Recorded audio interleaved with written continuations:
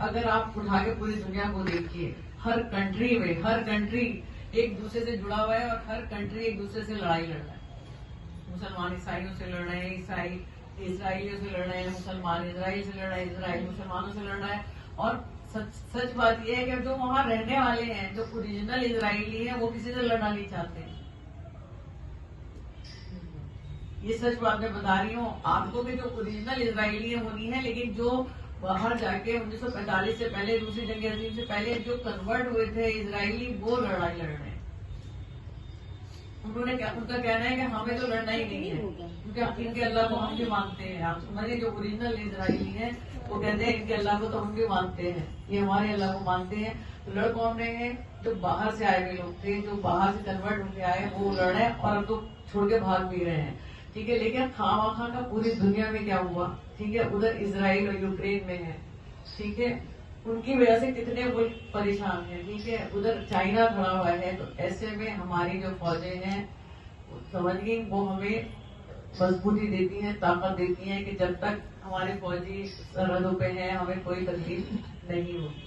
ठीक है, तो हमारी भी जिम्मेदारी बनती है कि हम उनको ऐसे मौके पे हमेशा याद रखें। तो आज इसी प्रोग्राम के तहत कुछ फैमिलीज हैं जिनका ताल्लुक फौज से है, मैंने उन्हीं को आज बुलाया भी है, इंतजार कर रही हूँ मैं उनका। एक महाराष्ट्र से है किरण केलकरी जी, और मृदुला भारद्वाज है, पूर्व डीजीपी थे, उनकी वाइफ है। कैंसर से खुद लड़ी है, बहुत जबरदस्त लड़ाई उन्होंने लड़ी है, लेकिन उन्होंने हरा दिया कैंसर को जैसी बीमारी को, और आज वो कैंसर पेशेंट के लिए काम कर रही है।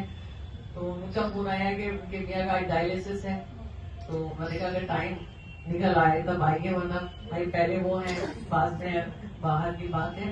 तो बस मैं यही कहना चाहूंगी कि देखिए, जो चीजें हैं उसको हमें मान के चलना चाहिए। फॉर एग्जाम्पल अभी देखिए कितना खौफ का माहौल, दहशत का माहौल क्रिएट किया जा रहा है अयोध्या के।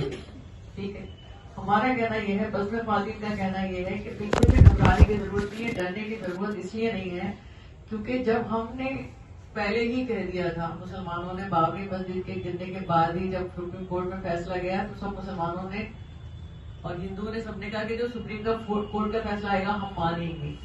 ठीक है, तो जब हमने मान लिया तो फिर हमें किसी बात पे बहस या तकरार करने की अब जरूरत नहीं है। ठीक है, और जब जिसमें सारे मुल्क की खुशी है, हमारी खुशी भी होती है। बस 100 बात की एक बात है कि जहां पर हमारे जो हिंदू भाई हैं उनकी खुशी है, उसमें हमारी भी खुशी है। ठीक है, तो मुसलमान खामा की बहसबाजी से और अब वो करने कोई फायदा नहीं है उसका, कि अगर मोहल्ले में आपके कोई आ रहा है जय जय श्री राम कह रहा है तो उसमें क्या हर्ज है? भाई उसका दिल है, वो कह रहा है, आप उसके जवाब में अल्लाह अकबर के नारे क्यों लगाएंगे? गलत है भाई। जब कोई ऐसा मौका हुआ, आपका प्रोसेशन निकले, आप जरूर नारा लगाइए। लेकिन जब एक खुशी है, एक महापुरुष है, समझ गए, हमारी नजर में ईश्वर तो नहीं है, ठीक है, इनकी भी नजर में ईश्वर नहीं है, एक महापुरुष है। ठीक है, तो महापुरुष तो बहुत हुए हैं, तो एक उससे पहले हजारों साल पहले हुए हैं, तो हमारे लिए वो भी इतना काबिल एहतराम है जितना बड़े पीर साहब है, जितना गौतम बुद्ध है। समझ रही? तो ये जो चीज है, ये वो है जो आपस में जोड़ने वाली बातें करती है, आपस में तोड़ने वाली बातें के इसको अलग तरफ मत लेके जाइएगा। मेरा कहने का मकसद बिल्कुल वो नहीं है कि मैं जाऊंगी और जाके वहां पर पूजा पाठ करने जा रही हूँ या मैं करने जा रही हूँ। ठीक है, लेकिन मैं एहतराम करूंगी कि अगर मेरे घर पे कोई आता है, जय जय श्री राम का नारा लगाता है, तो मेरे लिए वो स्वागत के योग्य है, मैं उसका इस्तेमाल करूंगी कि आओ, ठीक है, तुम वहां से कुछ लाया मुझे भी देते जाओ। लेकिन जो जहालत वाली बातें हैं कि अगर हमारे मोहल्ले में भी एंटर नहीं करें और हमारे घर के पास भी नहीं आए, तो ये गलत बात है। हमें दूसरों के भी सेंटिमेंट्स का ख्याल रखना है, क्योंकि हम भी जब निकालते हैं तो हर जगह से जुलूस लेके जाते हैं, हर मोहल्ले से गुजारते हैं। ठीक है, तो अगर दूसरे एहतराम करें तो आप भी उनका एहतराम करें। बस मेरा यही कहना है, क्योंकि हमें बच्चों को और बड़ों को बताना है कि क्या फर्क है, कि जो चीज हमने मान ली तो बस मान ली, ठीक है, उसके ऊपर अफसोस करना है क्या? खुशी है तो सबको खुशी है। ठीक है, आपकी क्या है? आपका तो मजहब वो है जो अमन और शांति वाला मजहब है। आपके पैगंबर ने हमेशा मसलहत का रास्ता अपनाया है, उन्होंने कभी लड़ाई का रास्ता नहीं अपनाया है।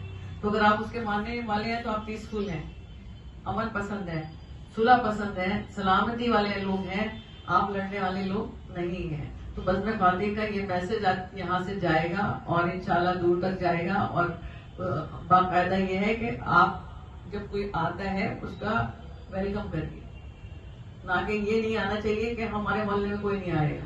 क्यों नहीं आएंगे भाई? आप भी तो हिंदुस्तान में टहल रहे हैं, आप भी तो गलियों में जा रहे हैं, आप भी तो सड़कों में जा रहे हैं, तो हमें तो सबको साथ रहना है। जब साथ रहना है तो फिर मिलजुल के एक दूसरे का एहतराम करना है। तो जब मैं मिलाद शरीफ करती हूँ तो क्या विष्णु आने से मना कर देती है? जब मैं किसी और को बुलाती हूँ तो क्या वो नहीं आते हैं? ठीक है, तो हम वहां नहीं जा रहे, उन्होंने मैं बुलाया नहीं है, बुलाते तो मैं भी जाती, ठीक है, लेकिन सिक्योरिटी पॉइंट से बुलाएंगे नहीं मुझे। तो मैं ये चीज कह रही हूँ कि अगर हमें रहना इन जनरल भी है, सिर्फ साथ ही रहना है, तो हमें एक दूसरे के सेंटिमेंट्स का ख्याल रखना है। तो बस यहीं पर अपनी बात खत्म करूंगी। मैं अनवर जहां से कहूंगी कि आज सेना दिवस पे वो भी कुछ अपने ख्यालात का इजहार करें। इससे पहले लड़कियों